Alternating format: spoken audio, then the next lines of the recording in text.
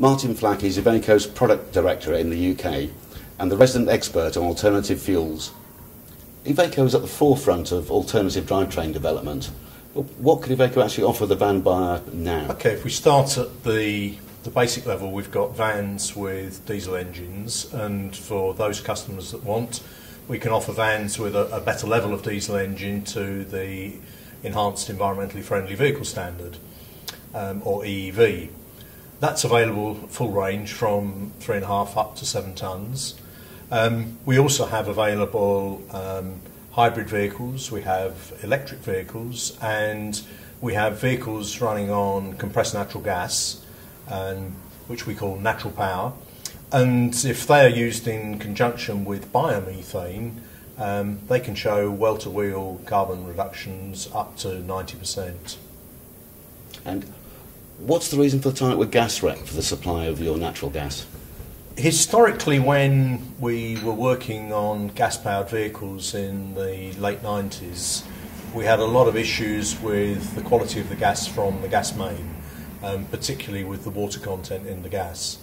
The benefit of working with Gasrec is that the gas which they produce is biomethane. It comes from a landfill site very near to Guildford in Surrey, and the process ensures that the gas is of an extremely high quality and absolutely bone dry, and the results of all the vehicles we've run using that gas have been extremely good.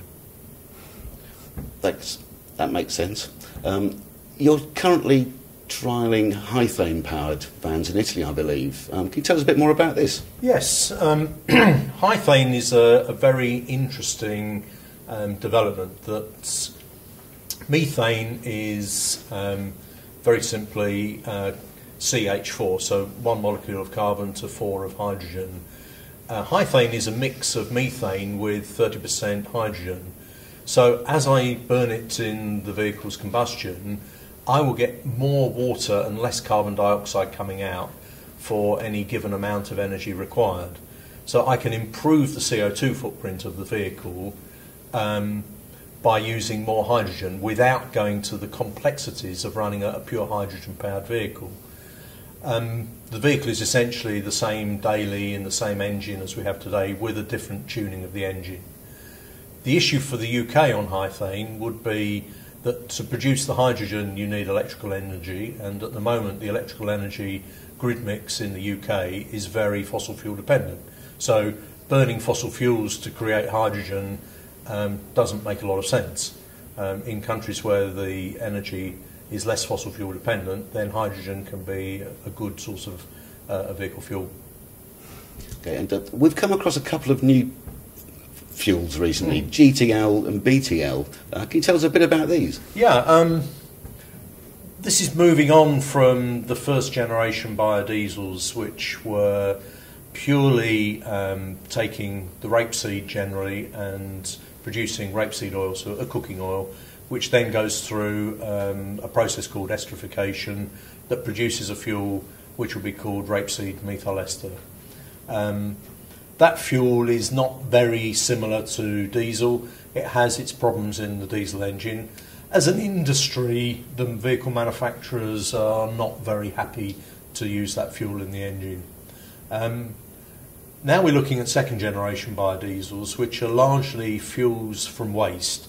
BTL is biomass to liquid, so this is taking a complete waste stream and going through a biodegrading process, an anaerobic digestion process, to produce a hydrocarbon which can then be transformed, the hydrocarbon chain, to produce a fuel very similar to diesel.